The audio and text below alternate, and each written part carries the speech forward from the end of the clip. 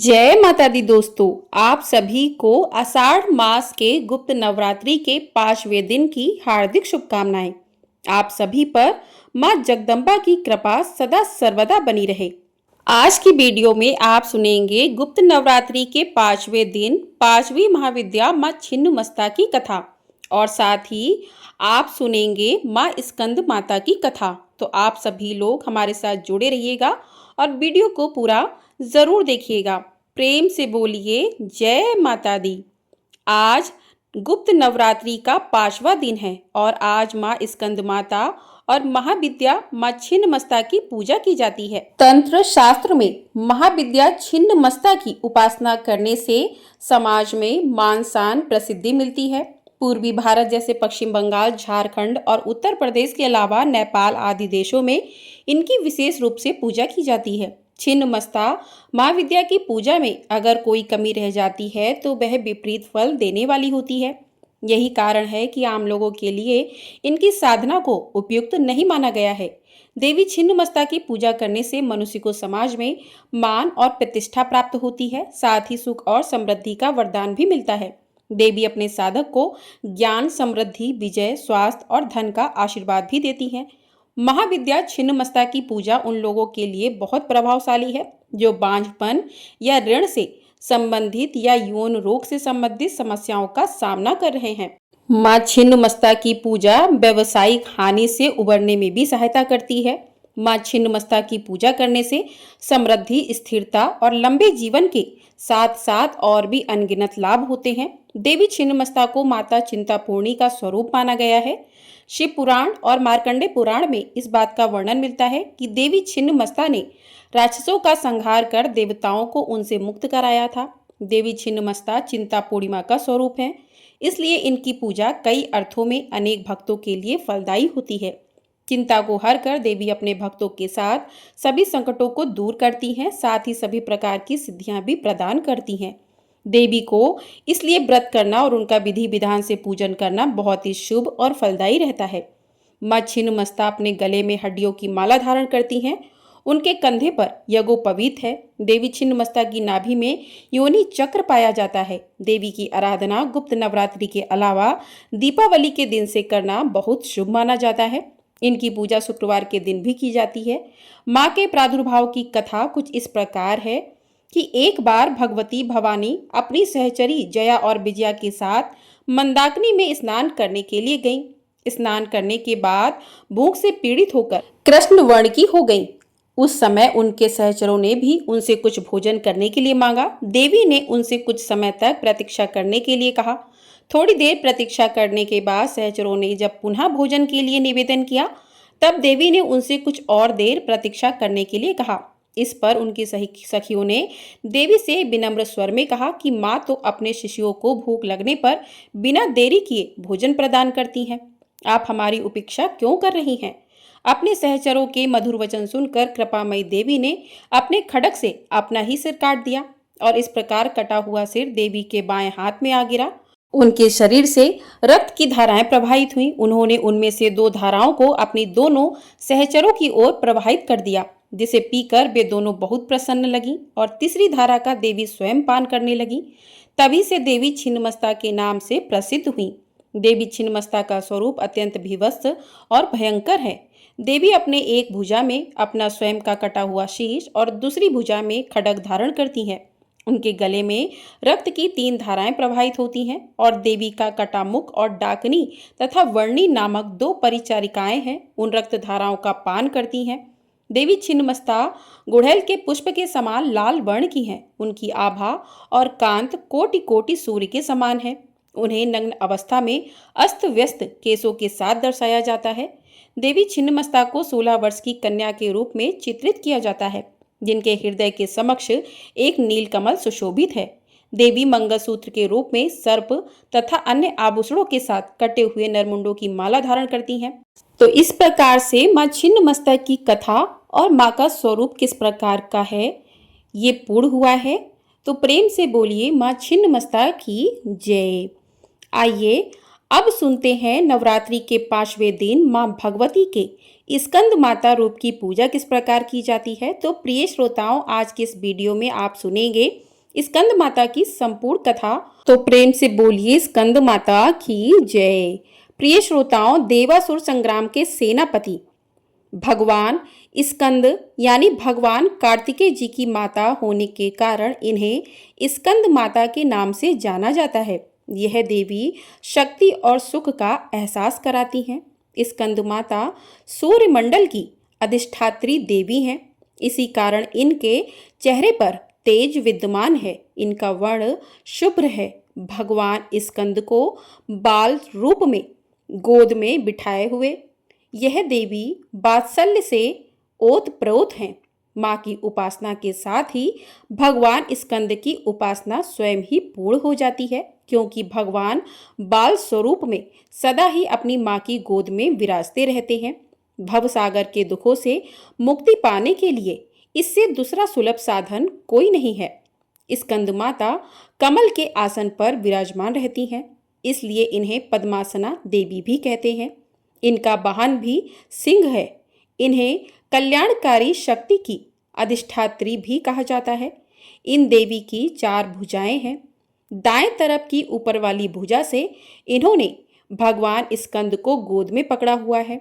नीचे वाली भुजा में कमल का पुष्प धारण किया हुआ है और बाईं तरफ ऊपर वाली भुजा में वर मुद्रा में है और नीचे वाली भुजा में कमल का पुष्प है। देवासुर संग्राम में तारकासुर नाम के दैत्य का वध करने के लिए ही भगवान स्कंद की उत्पत्ति हुई थी। प्राचीन कथा के अनुसार कार्तिकेय जी का जन्म भगवान शिव और देवी पार्वती से दूर सरकंडे के एक वन में हुआ था। उस बालक के 6 मुख थे। उस वन में कृतिकाएं रहती थीं। कृतिकाओं को जब वह 6 मुख वाला बालक मिला तब उन्होंने उसका पालन पोषण किया। इसी वजह से बालक का नाम कार्तिकेय पड़ गया। भगवान शिव और देवी पार्वती से दूर रहकर वह बालक अब बड़ा होने लगा। कृतिकाएं बहुत अच्छी तरीके से बालक का ध्यान रखती थी। एक दिन शिव जी को अपनी संतान के बारे में पता चला। संतान के बारे में जानकारी मिलते ही शिव जी ने अपने सेवकों को तुरंत ही सरकंडे के वन में भेजा और बालक को लेकर आने के लिए कहा। शिव जी के दूत वीरभद्र, विशालाक्ष, शंभु, कर्ण, नंदीश्वर, गोकर्णाक्ष, ददमुख आदि सरकंडे के वन में पहुंचे और कृतिकाओं के साथ कार्तिकेय स्वामी जी को लेकर शिव जी के पास लौट आए। कार्तिकेय जी कैलाश पर्वत पर पहुंचे तो सभी बहुत प्रसन्न हुए। शिव जी और देवी पार्वती ने बालक को गले से लगाया और उसे बताया कि तुम हमारी संतान हो। शिव जी पार्वती जी ने कार्तिकेय को परिवार का महत्व समझाया और परिवार के साथ ही समाज की भलाई के लिए काम करने की सीख दी। तब शिव जी ने कार्तिकेय जी से कहा कि तुम बहुत वीर हो, इसलिए पुत्र आज से तुम्हें देवताओं का सेनापति नियुक्त किया जा रहा है। उस समय तारकासुर नाम के दैत्य ने बड़ा आतंक मचा रखा था और उसे वरदान मिला हुआ था कि उसका वध भगवान शिव के पुत्र द्वारा ही होगा।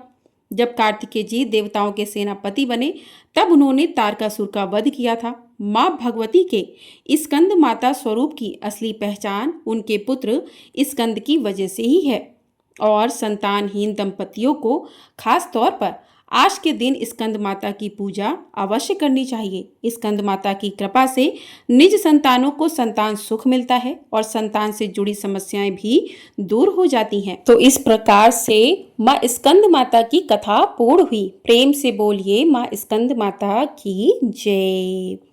अब सुनते हैं श्री दुर्गा चालीसा। प्रेम से बोलिए जय माता दी।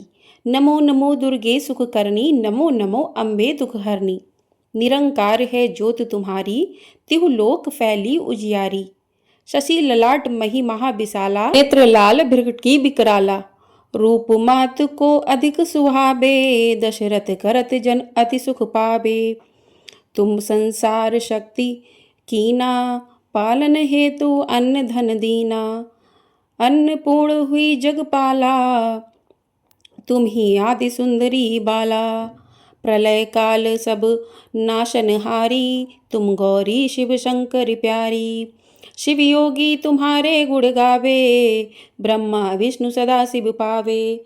रूप सरस्वती को धारा, एषु बुद्धि ऋषि मुनिन उबारा, धर्म रूप नरसिंह को अम्बा, प्रकट भई फाड़ कर खम्बा, रक्षा कर प्रहलाद बचायो, हिरणा का सबको स्वर्ग पठायो, लक्ष्मी रूप धरो जग माही, श्री नारायण अंग समाई, क्षीर सिंधु में करत विलासा, दया सिंधु दीजे मन आसा, हिंगलाज में तुम्हें भवानी, महिमा अमित जात न जात बखानी, मातंगी अरद मावती माता, भुवनेश्वरी बगला सुखदाता, श्री भैरव तारा जगतारणी, छिन्न भाल भव दुख निवारणी, केहरी वाहन सोए भवानी, लांगुर वीर चलत अगवानी, कर में खप्पर खडग विराजे, जाको देख काल डर भाजे, सोए अस्त्र और त्रिशूला, जात उठत शत्रु ही सूला, नगर कोट में तुम्ही विराजत, तिहु लोक में डंका बाजत, शुंभ निशुंभ दानव तुम मारे,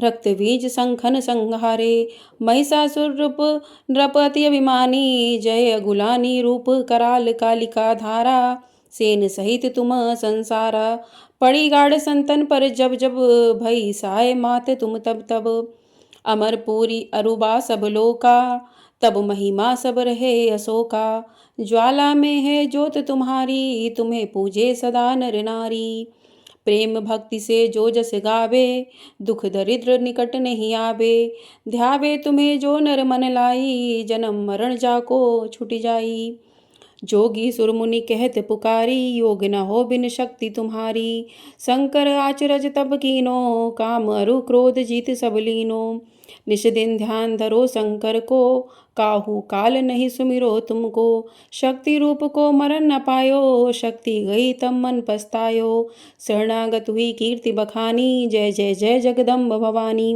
भई प्रसन्न आदि जगदम्बा, दई शक्ति नहीं कीन बिलम्बा, मोको मातु कष्ट अति घेरो, तुम बिन कौन हरे दुख मेरो, आशा दृढ़ निपट सताबे, मोह मदाधिक सब बिनवे, शत्रुनाश कीजे महारानी, सुमरे एक चित तुम्हें भवानी, करो कृपा हे मातु दयाला, रिद्धि सिद्धि दे करो निहाला, जब लजी दया फल जाऊ पाऊ, तुमरे यश में सदा सुनाऊं, दुर्गा चालीसा जो कोई गावे, सब सुख भोग परम पद पावे। प्रेम से बोलिए दुर्गा मैया की जय। प्रेम से बोलिए स्कंद माता की जय। प्रेम से बोलिए माँ छिन्नमस्ता की जय। तो इस प्रकार से गुप्त नवरात्रि के 5वें दिन की माँ छिन्नमस्ता की, माँ स्कंद माता की कथा पूर्ण हुई। आपको ये वीडियो पसंद आई हो, वीडियो को लाइक कर लीजिएगा। चैनल पर नए हैं तो चैनल को सब्सक्राइब कर लीजिएगा। आपको हमारे चैनल पर गुप्त नवरात्रि के 10 दिन तक माँ के अलग अलग स्वरूपों की कथाएं सुनाई जाएंगी। साथ ही सावन कब से प्रारंभ हो रहे हैं, संपूर्ण जानकारी आपको हमारे चैनल पर मिलेगी। तो चैनल को सब्सक्राइब नहीं किया है तो सब्सक्राइब ज़रूर कर लीजिएगा, बेल आइकन प्रेस कर दीजिएगा, जिससे सभी वीडियो आपको समय से प्राप्त हो सकेंगी। और वीडियो पसंद आई हो तो कमेंट बॉक्स में जय माता दी अवश्य लिखिएगा। प्रेम से बोलिए जय माता दी।